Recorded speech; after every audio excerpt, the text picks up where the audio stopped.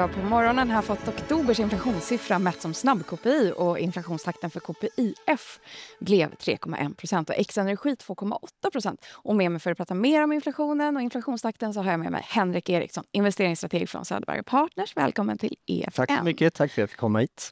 Tack. Och är det så att utfallet kom in i linje med dina förväntningar? Nej, man kan nog säga att inflationen kom lite högre än både vi och de flesta analytiker har räknat med.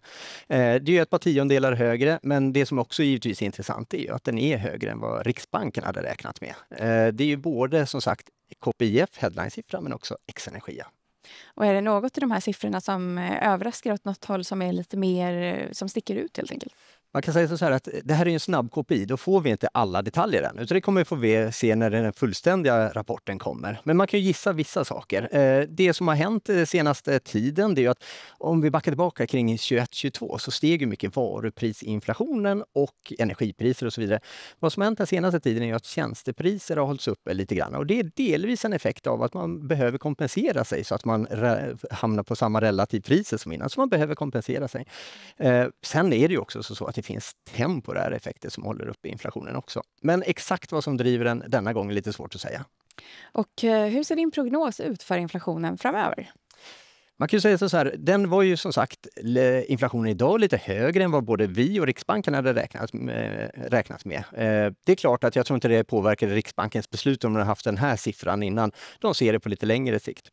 Jag måste ändå säga att jag tror att man kan vara ganska lugn över den här siffran. Man ska inte hetsa upp sig för mycket, för det finns ändå väldigt mycket positiva faktorer som jag ser det framöver. För det första är det, precis som jag sa, en del av det som håller upp inflationen, tjänstepriser och så vidare, det är lite kompensation för att andra varor har ökat innan också. Det är hyror och annat som hålls uppe nu som sätts på laggad inflation. Men sen finns det ju också som sagt temporära effekter som håller uppe inflationen också.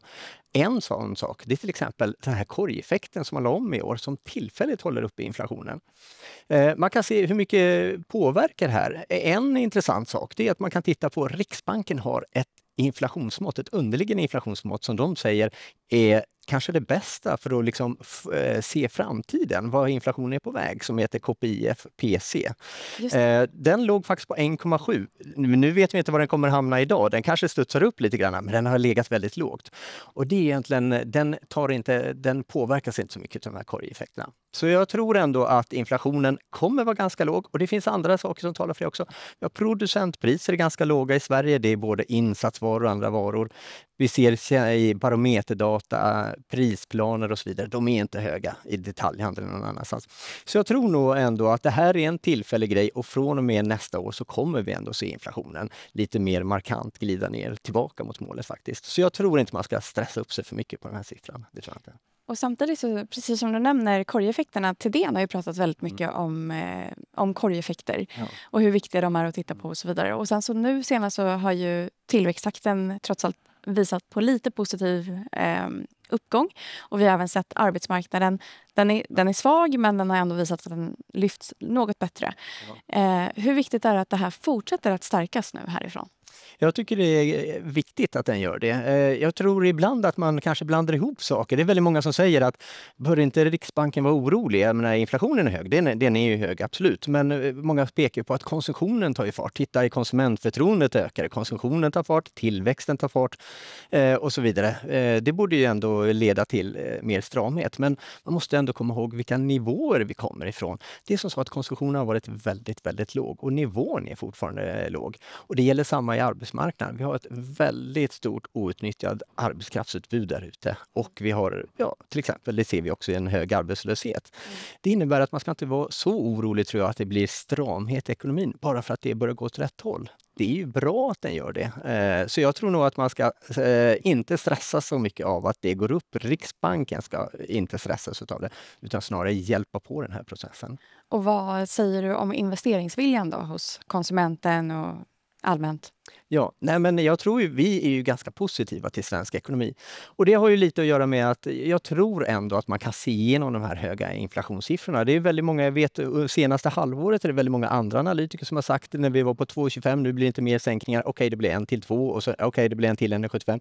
Vi har hela tiden sagt att vi tror det är på väg ner och jag tror fortfarande nog riskbilden är på nedsidan faktiskt. Jag tror inte, som det ser ut idag data, så tror jag trots de här siffrorna inte kanske nästa steg en höjning. Det finns risk för snarare att det kan bli på nedsidan. Men det gör ju också det att vi tror att svensk ekonomi kommer komma igång. Därför lägre ränta kommer stimulera ekonomin och sen har vi då en mer expansiv finanspolitik som kommer gynna svensk ekonomi och investeringsviljan. Och om vi går tillbaka till inflationssiffrorna, så vad är det som driver på inflationen på sistone, tror du? Nej, men jag tror det är flera olika faktorer. Dels de här temporära som jag sa som håller uppe den. Det kommer falla ur nästa år också. Sen finns det energipriser har varit högre än väntat och sen är det nog flera olika faktorer. Som sagt, exakta detaljerna får vi kolla sen när det andra kommer. Men jag är relativt övertygad om att det här kommer från och med nästa år börja glida ner igen. Och hur ser du på kronan framöver? Ja, kronan har ju haft en otrolig resa under året, inte minst jämfört med dollarn. Vi själva tror nog att vi har bottnat faktiskt för den här gången.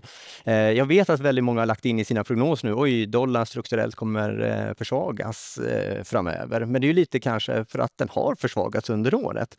Vi tror nog att den har gjort den här stora resan och att vi har den bakom oss. Att vi nu kan gå kanske, det kan till och med finnas tecken på att den kan stärkas lite. Men vi har en ganska neutral syn faktiskt på svensk krona framöver. Men totalt sett, med en lite mer expansiv finanspolitik, lite lägre räntor, så bör ju ändå svensk ekonomi, tänker vi, ta fart framöver. Och det är någonting som man inte ska försöka bromsa med tidigare räntehöjningar här nu, utan det här ska vi ta emot och vara glada för att det kommer. Tack Henrik Eriksson. Tack för att jag fick komma.